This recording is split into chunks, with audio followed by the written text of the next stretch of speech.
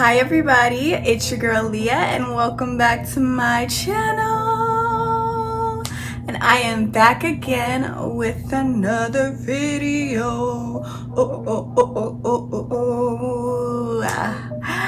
And by the title, you already know what's going down. Now, let's just, address the elephant in the room. This video is coming late. This is the second time me shooting this video, okay?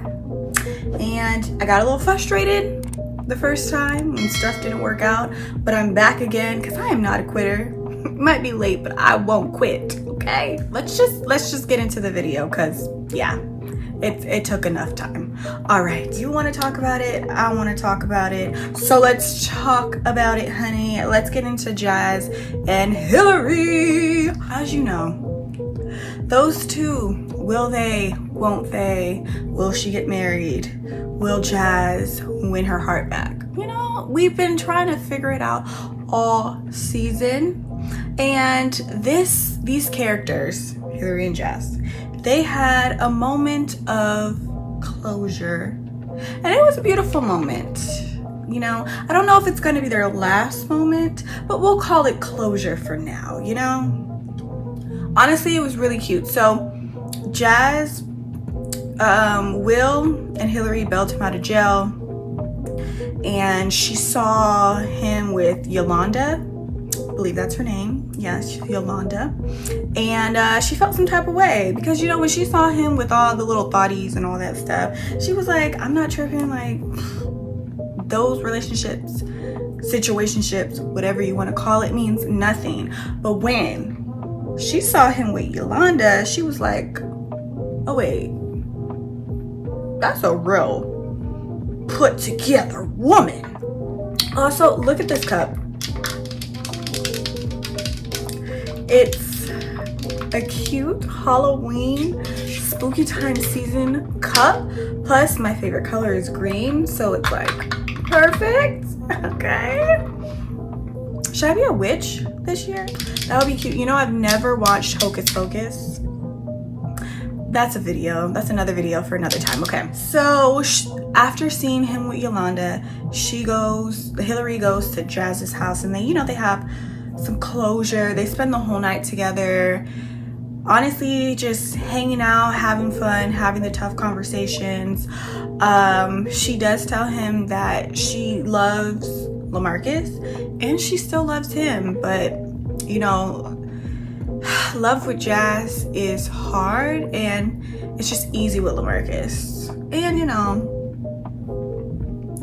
okay, fair, whatever. I don't know if I'm a good person to be giving out love advice.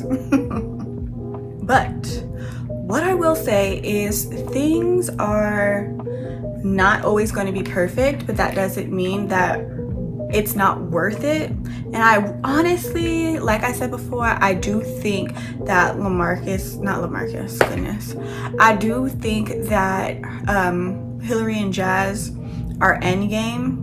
And she's with LaMarcus right now, temporarily, but she's gonna be with Jazz. But overall, I just think it was a nice closure moment to have on screen. It was nice to see. It wasn't, any sex, nothing like that. It was actually just hanging out and really getting all of their feelings out and really just talking through their mess, which is nice to see because,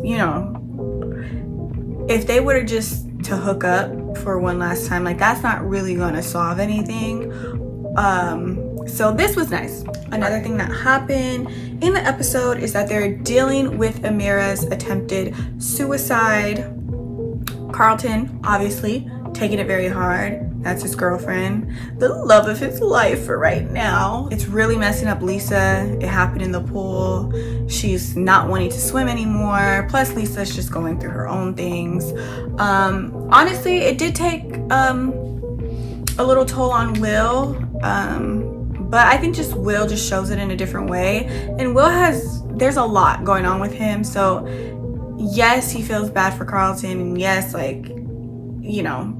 all of that is terrible, but at the same time he has other things going on, and maybe it might seem a little cold, but I do think he feels bad about what happened to Amira. I mean, there's nothing that they could have really done about it because she was gonna do what she was gonna do. Like I said, Carlton, a hot mess, not dealing with it well.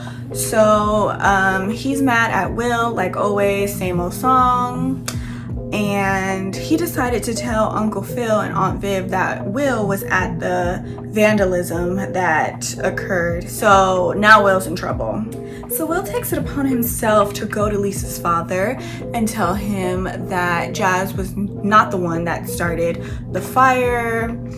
And he was there, so he knows, and you know, he can be a witness for him. And Will and Uncle Phil had a little moment where Uncle Phil basically said, you know, I'm proud of you. You're not the same kid that you were when you first came. And it was just this cute, heartfelt moment. And I think Will really needed it because he was feeling like he was just messing up. And I mean, of course, he's a kid. Yeah, you're gonna mess up. I mean, Will.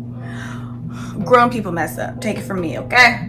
But it was nice to have that moment with Uncle Phil just to reassure him, like, you're a good kid and you're doing your best, so like don't be too hard on yourself. Also, in that same scene, Lisa's dad and Aunt Viv, they have a little moment. He apologizes for going off on her in episode 8, when he went off on her because she was trying to talk to him about Lisa and maybe his wife possibly having postpartum. He was like, don't worry about my family. Her dad, so annoying. And yeah, and he apologized and he basically told her, you know, yeah, things are hard, but they're gonna be okay, and he would love for her to be there for Lisa and all that stuff, so all that jazz. Okay, let's get into the mess and the real drama of the show. Jeffrey, okay? So Jeffrey's son, he's just a little shit. Like, I can't even explain him in a different way other than he's just a little shit. Like, he's giving me nothing to like. The actor, I'm sure it's lovely. He's doing a great job at being a little shit. But his son, just always into shit. He's in the street doing a little gambling, gets beat up. At first they think that it's just, you know, him doing street shit and that's why he got beat up. But they figure out that it's because of the gang and, you know, they're trying to give Jeffrey a warning. And so Penny, which is the mother of his child, she wanted to run away.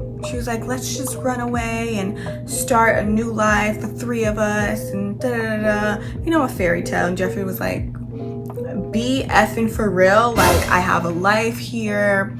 I have a business here, because, you know, he's business partners with Uncle Phil. No, I can't just do that, okay? This is the real world. We can't just run away. So then she took it upon herself to be like, bet, let me sell you out, give you to the gang so me and my son can be safe. Mostly her son, I'm assuming. That's, you know, who she is thinking of the most. But you know, Jeffrey is always 3 steps ahead, so he clocked that tea and he was like, wow, they were just walking down the street, people were following him. He was like, you were really just gonna sell me out? And she's like, well, what did you expect me to do?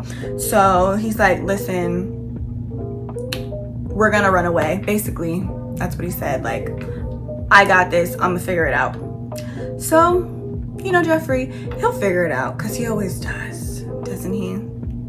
Okay, so let's take a deeper dive into Carlton in this episode. Yes, like I said, not handling the Amira situation very well. I mean, you know, I guess rightfully so. That's his girlfriend. That's a hard thing to go through. He also is a recovering addict, so add that on top of the whole situation, and yeah, that's a lot. He's a teenager, so add that on too.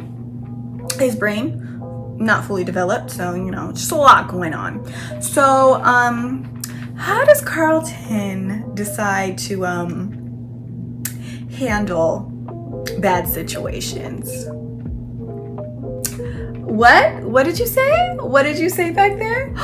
The correct answer is what?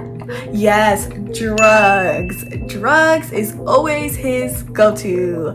I'm not making light of the situation. It's just like, Carlton, please, okay? We're rooting for you. We're all rooting for you.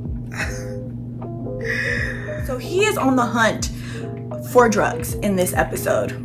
He even goes to Connor, and surprisingly enough, Connor being one of my least favorite characters of the whole Bel-Air series, up there with Lisa's dad, he actually did a decent thing. He was pretty decent. He didn't give Carlton the drugs, and he said, listen, Carlton, I love you. I don't know if he said I love you, I can't remember. But he said, no, like, I'm not gonna be the one to break your sobriety. Like, no, you can't do this. And Carlton got mad and was like, F you, peace, I'm gonna find my drugs somewhere else. And he found the drugs. Say no to drugs, kids. Say no. Okay, I really am sympathizing with him. Okay, it's just, Carlton is just funny. Okay, so he does get the drugs, like I said, but he doesn't end up taking the drugs, thank God, hallelujah.